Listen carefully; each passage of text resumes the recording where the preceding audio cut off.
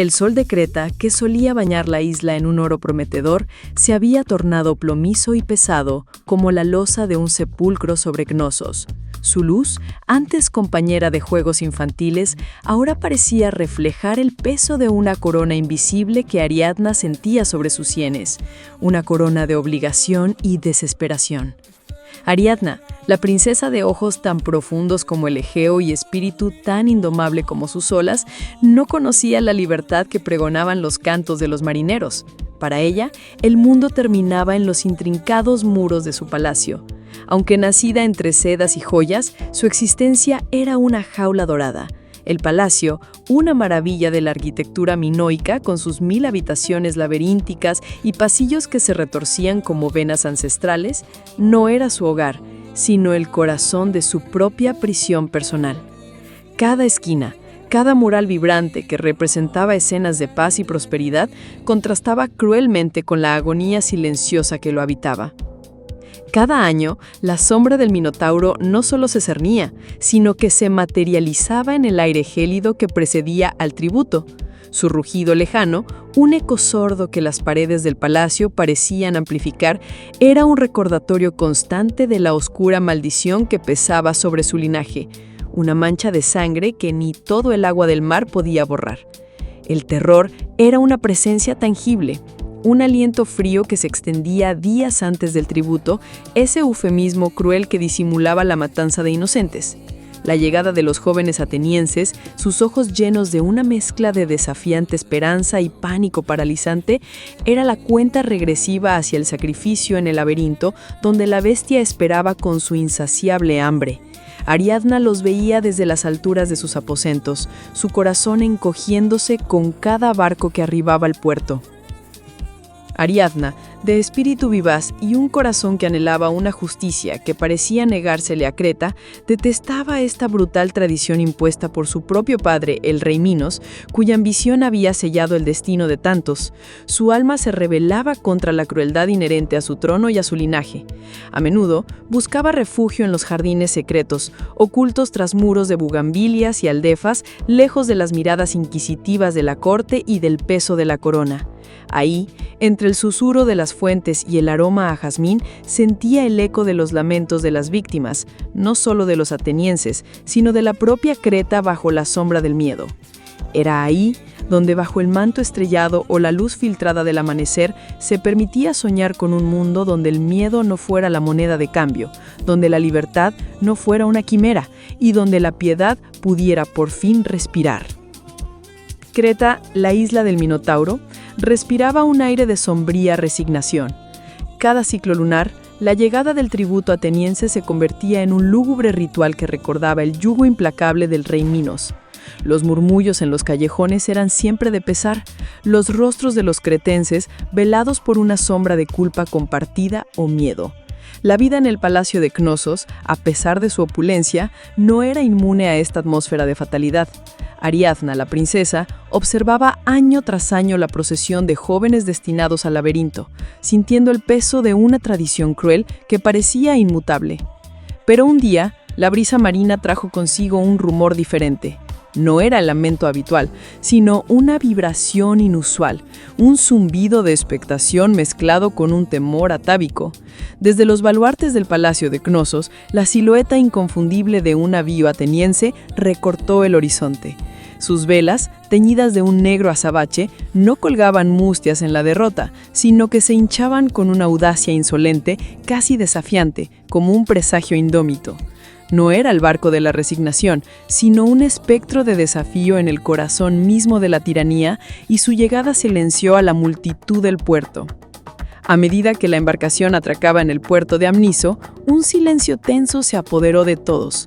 Entre los 14 jóvenes destinados al horrendo sacrificio, encadenados pero erguidos, emergió una figura que, incluso desde la imponente distancia de sus aposentos elevados, capturó inmediatamente la atención de Ariadna. Era Teseo, príncipe de Atenas. Su porte era el de un roble inquebrantable, no el de una rama quebradiza destinada a la poda. Llevaba grilletes en sus muñecas, sí, pero su dignidad era inquebrantable, su mirada un desafío abierto al destino impuesto por el Minotauro. Ariadna apoyaba en el frío mármol de su balcón los ojos fijos en la escena que se desarrollaba abajo, sintió como una corriente eléctrica recorría su ser. Los ojos de Teseo, profundos como el abismo y llenos de una furia contenida que ardía como rescoldo bajo las cenizas, reflejaban la audacia de quien no teme enfrentarse a la muerte, sino que la desafía. No había desesperación en su rostro, sino una resolución férrea, una promesa tácita de batalla. En ese instante, una sacudida la recorrió.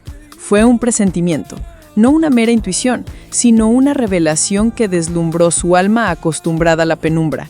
Una chispa de esperanza, brillante y efímera como un relámpago, se encendió en su pecho, una luz que nunca antes había creído que pudiera existir en su mundo de sombras. Él no había venido a ser devorado, como los demás.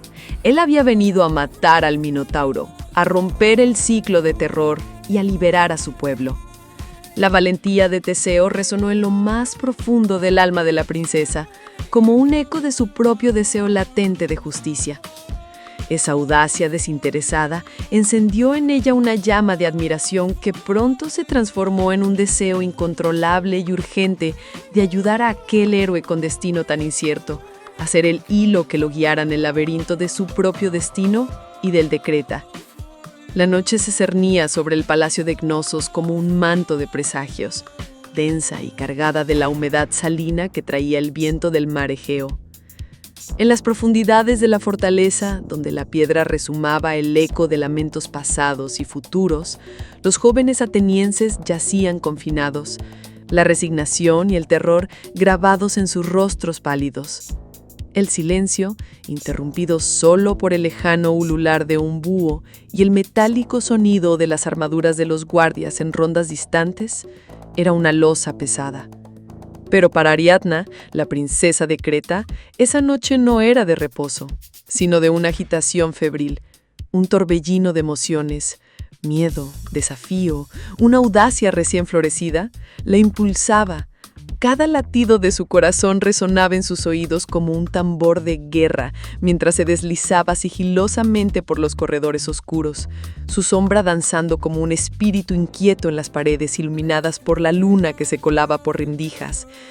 La traición a su padre, el rey Minos, era un amargo sabor en su boca, pero la lealtad a su propio corazón, a la vida que soñaba lejos de la sombra del Minotauro, era un fuego más ardiente.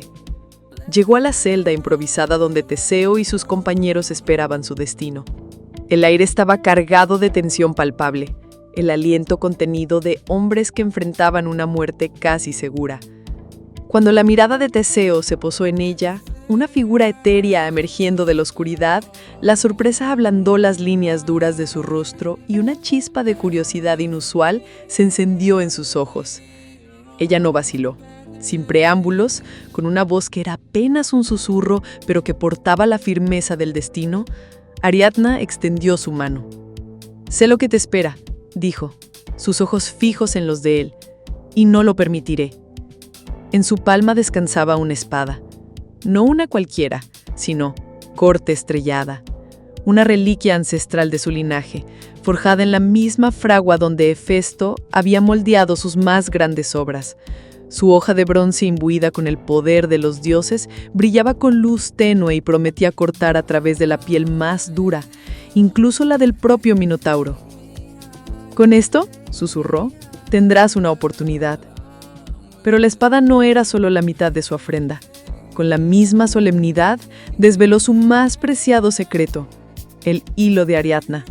De su túnica sacó un ovillo de hilo, no de lana común, sino de un tejido etéreo que parecía capturar la luz de la luna. «Este hilo», explicó, su voz ahora un hilo casi inaudible de magia, «es tu guía. Desovíllalo a medida que avances por los intrincados pasillos del laberinto. Te asegurará el regreso, no importa cuán profunda sea la oscuridad o cuán confusas las vueltas. Es mi ruego, mi esperanza, atado a tu valentía». Sus ojos, ella llenos de una mezcla desesperada de súplica y determinación, se encontraron con los de él, sellando un pacto silencioso que pesaba más que cualquier juramento.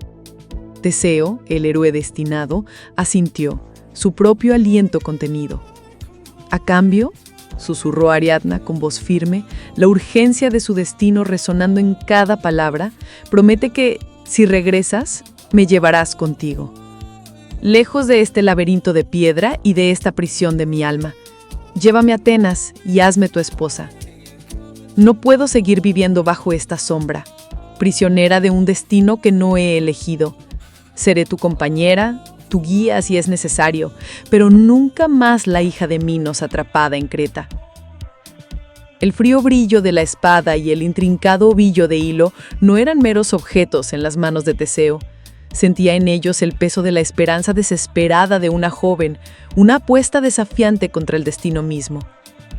Los ojos de Ariadna, pozos de coraje en la penumbra de la estancia, irradiaban una convicción que avergonzaba sus propias dudas persistentes. Vio en ellos no solo el germen de un amor incipiente, sino una resolución aterradora y hermosa que hablaba de un futuro que él no se había atrevido a soñar. «Te lo prometo, Ariadna», reiteró Teseo, su voz un murmullo grave y firme contra la creciente tensión de la noche. Su mano se cerró con fuerza sobre la empuñadura de la espada, el metal frío y seguro contra su palma, reflejando la determinación que se afianzaba en su interior. Sus miradas se entrelazaron, forjando una cadena invisible que unía sus destinos en aquella cámara silenciosa. Era más que una promesa, era un pacto susurrado a las mismas piedras del antiguo palacio, haciendo eco del latido de un futuro compartido e incierto. Ariadna, con el aliento contenido en la garganta, sintió la fuerza de sus palabras vibrar a través de todo su ser. Retrocedió lentamente, su túnica de seda susurrando apenas perceptiblemente sobre el frenético tamborileo de su propio corazón. La euforia se elevaba, un ascenso vertiginoso hacia un mundo donde tales promesas eran posibles, donde el amor podía desafiar la monstruosidad. Sin embargo, un escalofrío gélido de pavor se deslizó por sus venas. La inmensidad de su apuesta, el abismo en el que se había adentrado voluntariamente por un hombre que apenas conocía, cuyo destino pendía de un único y frágil hilo. ¿Había cambiado una prisión por otra o había encontrado la llave a la verdadera libertad? Los primeros y tentativos dedos del alba comenzaron a pintar el horizonte lejano con púrpuras moratados y naranja sanguina, un telón de fondo hermoso pero aterrador para el día de la condena. Desde las entrañas más profundas del laberinto, un rugido gutural y estremecedor rasgó la quietud previa al amanecer. Un sonido que era menos un grito animal que una declaración primitiva de horror inevitable. Los fundamentos mismos de Cnosos parecieron temblar. Ariadna se llevó una mano al pecho tratando de calmar el aleteo frenético en su interior. Cerró sus ojos, imaginando la débil y vulnerable línea de vida que había puesto en sus manos, y susurró una súplica desesperada a la luz que se acercaba. Que el hilo de nuestro amor sea más fuerte que la furia de la bestia, más resistente que el laberinto mismo. El corazón de Ariadna latía con la furia de 1000 tambores. Cada pulsación un eco de la agonía que había soportado bajo el yugo de su padre y la sombra del monstruo. Las primeras luces del alba no traían la habitual promesa de un nuevo día, sino un brillo espectral que se filtraba por las altas ventanas del palacio de Cnosos, tiñendo el mármol con tonos perlados que parecían gritar el silencio expectante. No había sido el sol lo que la había despertado, sino la tensión de una noche sin fin, una vigilia tejida con hilos de terror y la más frágil de las esperanzas. Cada fibra de su ser concentrada en la oscuridad palpitante del laberinto. De pronto, un sonido. No el bramido gutural que solía helar su sangre, no el eco lejano de una casa fallida, sino un rugido desgarbado, ahogado, cargado de una desesperación final. Era el Minotauro, su último aliento. Este estruendo, en lugar de pavor, trajo consigo una oleada, sí, una oleada incontenible de esperanza. Dentro del laberinto, en las profundidades de la pesadilla construida por Dédalo, Teseo se había adentrado, guiado por el hilo brillante que Ariadna le había confiado, un filamento de su propia alma, y la espada que ella le había entregado, forjada en la misma sangre de la tierra y bendecida con antiguos poderes, había brillado con una luz propia al asestar el golpe final. La bestia, el terror de Creta, había caído. El silencio que siguió a ese último, violento estertor no fue el de la paz inmediata, sino el más ensordecedor que Ariadna había conocido. Un vacío que vibraba con la ausencia, con la culminación de un horror milenario. Era la quietud de una herida que se cierra, de una tormenta que se disipa, dejando tras de sí un aire cargado de consecuencias, casi palpable. Su alma se aferró a ese silencio, a esa nueva resonancia en el aire, buscando desesperadamente la confirmación de su victoria, la prueba de que el pacto de sangre y esperanza que había sellado con el extranjero no había sido en vano. Sus ojos, enrojecidos por la falta de sueño, permanecían fijos en la entrada velada del laberinto, esperando la silueta de Teseo que le traería no solo la libertad de la sombra del Minotauro, sino una nueva razón para creer en el mañana, más allá de Creta. El mismo aire vibraba con un silencio opresivo, roto solo por el distante y rítmico embate de las olas contra los acantilados. Entonces, de la boca abierta del laberinto, una sombra se desprendió de la oscuridad más profunda. Era Teseo. Su figura, inicialmente una silueta contra el tenue resplandor del alba, se solidificó, revelando un rostro surcado de sudor, suciedad y el polvo de pasajes olvidados. Su ancho pecho se agitaba, testimonio de la brutal lucha interna, pero sus ojos, aún en la penumbra, brillaban con un fuego frío y triunfante, una victoria cara, grabado con el recuerdo de la bestia. Tras él, uno a uno, como espectros que escapaban de una pesadilla, emergieron los jóvenes atenienses. Sus rostros estaban lívidos, sus miembros temblaban, pero sus ojos, abiertos de incredulidad y profundo alivio, no mostraban rastro del horror que debería haber sido el suyo. Estaban vivos.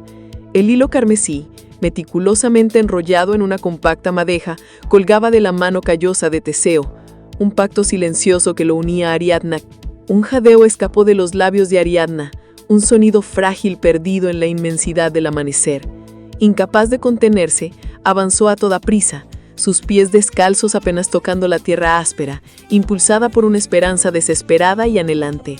Sus miradas se encontraron, y en esa mirada fugaz y potente, ella vio un torbellino de emociones, el innegable peso de la gratitud, una cruda admiración y algo más profundo, una chispa que se atrevió a llamar amor, encendiendo una ferviente esperanza en su pecho.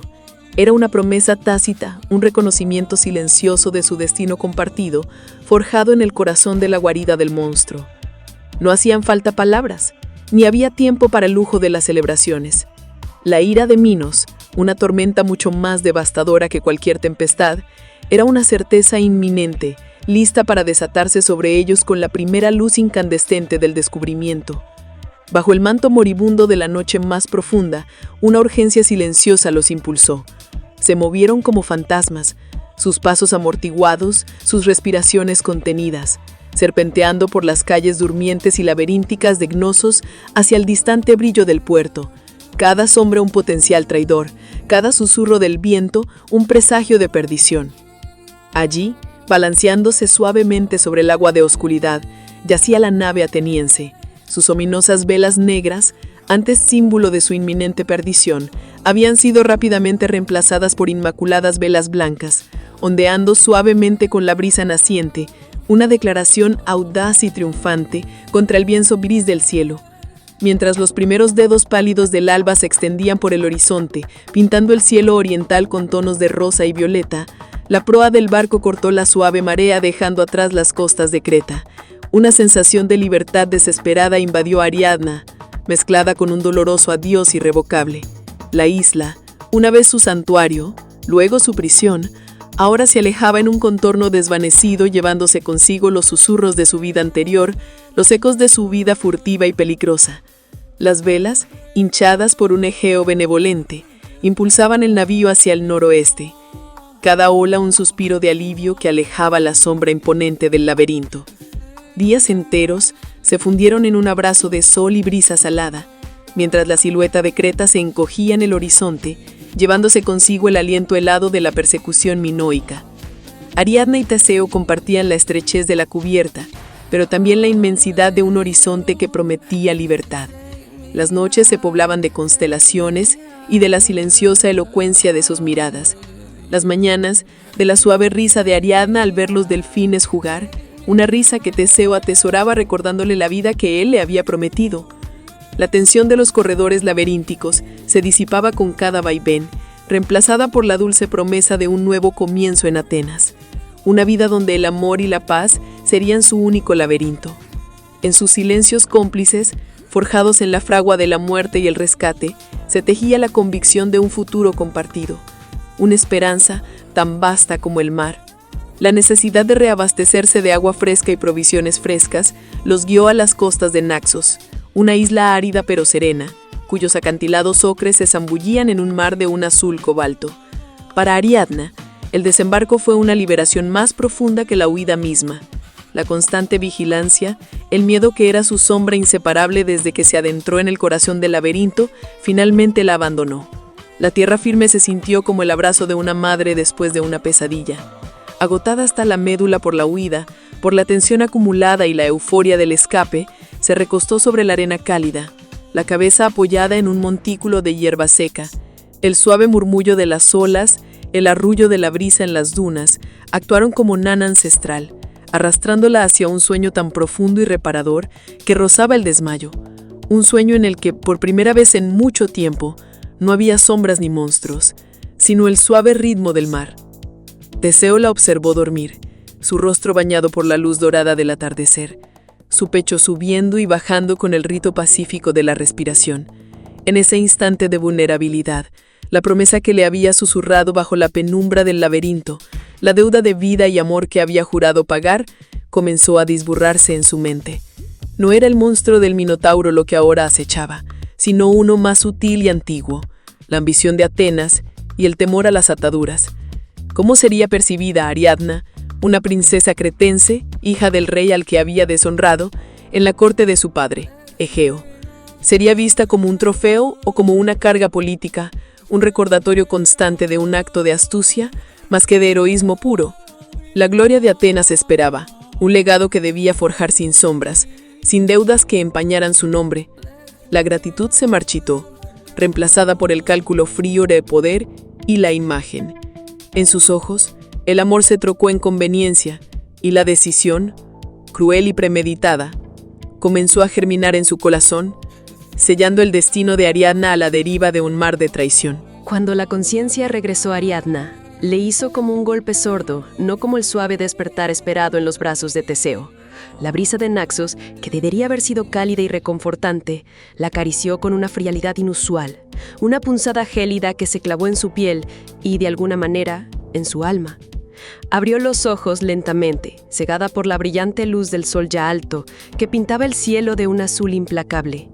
Un silencio opresivo, denso y antinatural, había reemplazado el suave murmullo de las olas o las voces de sus compañeros, envolviéndola en una quietud inquietante. Se incorporó con una lentitud premonitoria, frotándose los ojos con el dorso de la mano, mientras su mirada buscaba instintivamente la imponente figura de Teseo, la robusta silueta del barco ateniense que los había traído hasta allí, las tiendas improvisadas, las hogueras de la noche anterior. Pero no había nada. La vasta extensión de arena dorada, ahora fría bajo sus dedos que se aferraban a ella, estaba inquietantemente desierta. No quedaba rastro de huellas, ni de fogatas apagadas, ni de la vibrante energía de la expedición que había escapado del laberinto. Un pavor helado, más penetrante que la brisa marina, se apoderó de ella, paralizándola por un instante. La razón cedió al instinto más primitivo. Con un grito ahogado que solo se escuchó en su garganta reseca, se puso de pie de un salto, sus piernas tambaleándose por la repentina conmoción. Corrió, se lanzó hacia la orilla, sus pies descalzos hundiéndose en la arena, ignorando el dolor y el abrasador sol en su piel. Sus ojos, ya empañados por las lágrimas no derramadas, escudriñaban el horizonte infinito, con una desesperación creciente que le apretaba el pecho como una garra invisible. Buscaba, rogaba por ver algo, cualquier cosa que desmintiera su creciente terror. Y allí estaba, una minúscula mancha en el vasto lienzo azul, casi imperceptible para ojos menos desesperados. El contorno inconfundible de la nave ateniense, con sus velas blancas hinchadas por el viento, se encogía con cada instante que pasaba, cada latido de su corazón que se hundía. Se alejaba, lenta pero inexorablemente, transformándose de un barco en un punto y luego en la nada, devorada por el inmenso azul del Egeo. Teseo la había abandonado.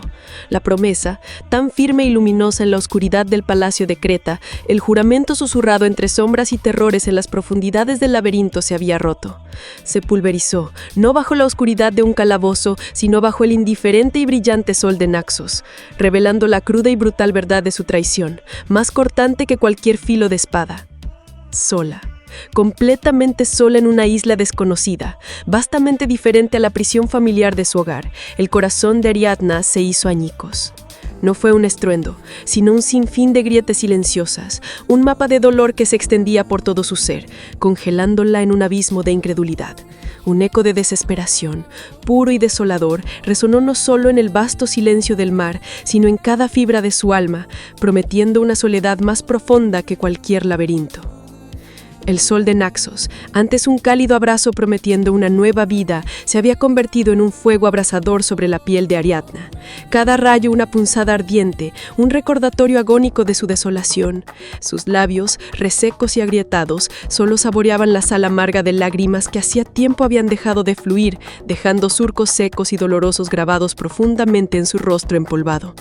Su voz ronca y rota era una melodía quebrada que se perdía en el estruendo monstruoso e indiferente de las olas, un sonido que parecía burlarse de su agonía con su ritmo incesante e impasible. La traición de Teseo, tan rápida y brutal, no solo la había herido, la había vaciado, dejándola como una cáscara vacía, un espíritu a la deriva en las corrientes implacables de una isla que se había transformado en refugio en una prisión dura e ineludible. Se aferraba a la arena gruesa, sus dedos hundiéndose frenéticamente en la tierra fría, como si intentara anclarse contra el aterrador vacío que amenazaba con consumirla, cada grano una astilla de su realidad destrozada. ¿De qué valía? Jadeó, las palabras atrapadas como espinas en su garganta. ¿De qué valía haber desafiado a mi padre, haber traicionado mi sangre, haber guiado a ese falso héroe a la victoria? ¿De qué valía haber salvado a Atenas de la bestia, si el precio era convertirme yo misma en un despojo, abandonada en este abismo de desamparo? El hilo que había sido mi salvación y promesa de un nuevo comienzo se había retorcido transformándose en la soga asfixiante de mi propio abandono, apretándose con cada respiro que luchaba por tomar, guiándolo ahí luego de la oscuridad para sumergirla a ella en un abismo aún más profundo de soledad. En el horizonte, las velas del barco ateniense, antes un símbolo de sueños compartidos y un futuro, hacía tiempo que habían desaparecido, disueltas no solo en la distancia, sino en la cruel bruma del engaño mismo, dejando tras de sí solo el hedor acre de la perfidia y el peso insoportable de su aislamiento absoluto. Estaba total e irrevocablemente sola. Un sacrificio ofrecido a los caprichos indiferentes de dioses y hombres bajo un cielo que no ofrecía consuelo alguno y que reflejaba su profunda desesperación. En la solitaria playa de Naxos, cada ola que rompía parecía un lamento más en el alma de Ariadna. El sol, antes un testigo de su abandono, comenzaba a teñir el horizonte de ámbar y púrpura. Pero para ella, la luz se desvanecía en un abismo de desesperanza. Sus lágrimas habían cesado, no por consuelo, sino por el agotamiento de su propia pena. La promesa de un amor eterno se había disuelto como espuma en la orilla, y con ella, la última brizna de aliento en su corazón. Estaba a merced del viento salado, una figura estática de desolación, convencida de que su destino era el olvido.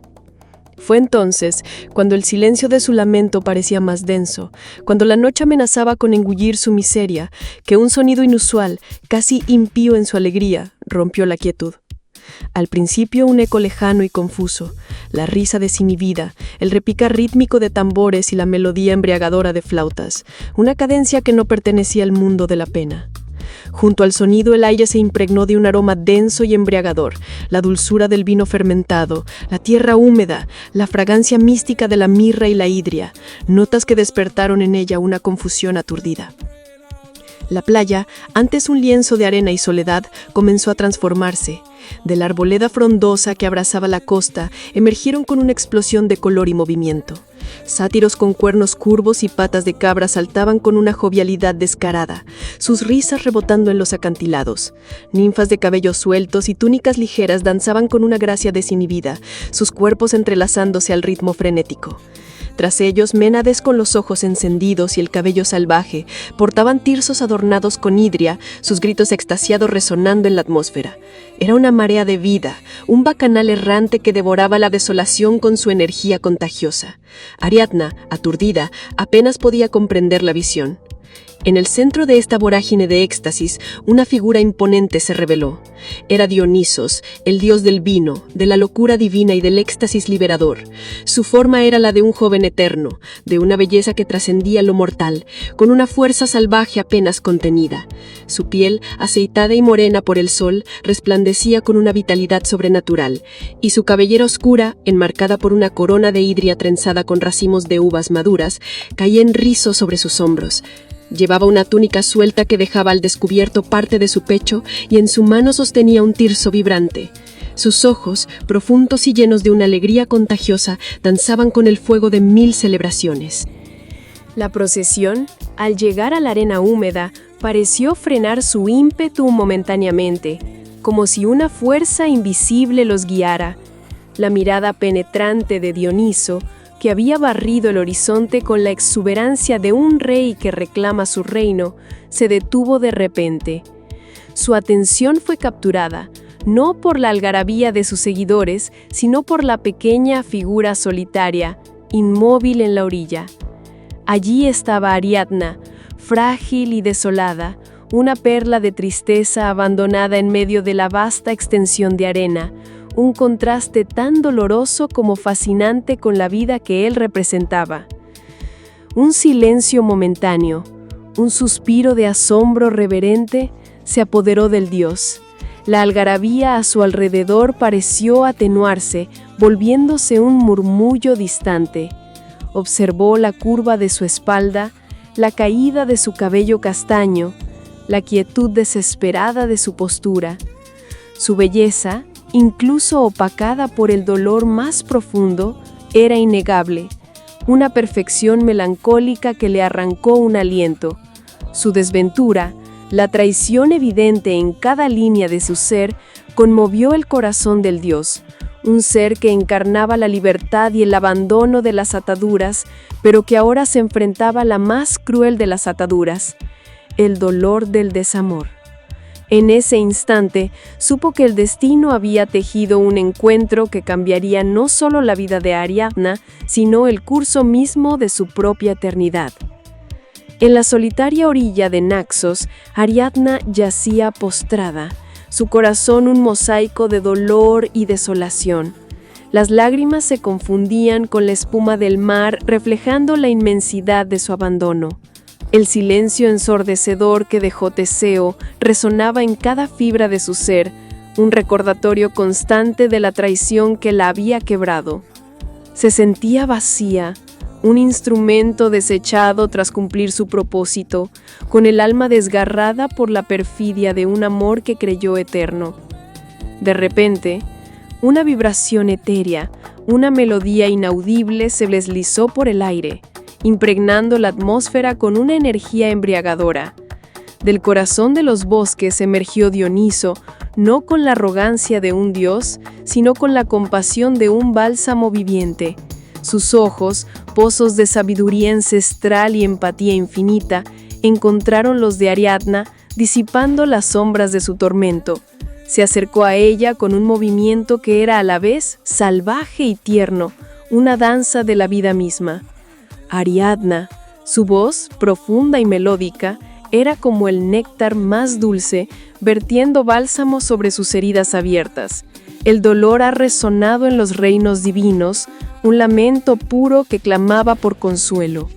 Le tendió la mano, no con la promesa vacía de un mortal, sino con la certeza de un amor que trascendía el tiempo y las miserias terrenales. Le habló de un mundo de alegría desbordante, de celebración perpetua, de la liberación del espíritu de toda atadura y del fin de toda pena. Ariadna, al principio reticente, sintió cómo la calidez de su presencia disipaba el frío de la traición, el hielo de la desesperación. En sus ojos no vio temor ni ambición, sino una devoción genuina, un entendimiento que abrazaba su alma rota. Mientras el séquito de Dioniso, Ménades danzantes, sátiros joviales y silenos risueños creaba una algarabía de flautas, tambores y risas, el dios mantuvo su mirada fija en Ariadna. Sin prisa, la tomó delicadamente en sus brazos, alzándola de la tierra que había sido testigo de su caída. Su tacto no era intrusivo, sino protector, infundiendo en ella una sensación de seguridad que no había conocido en mucho tiempo.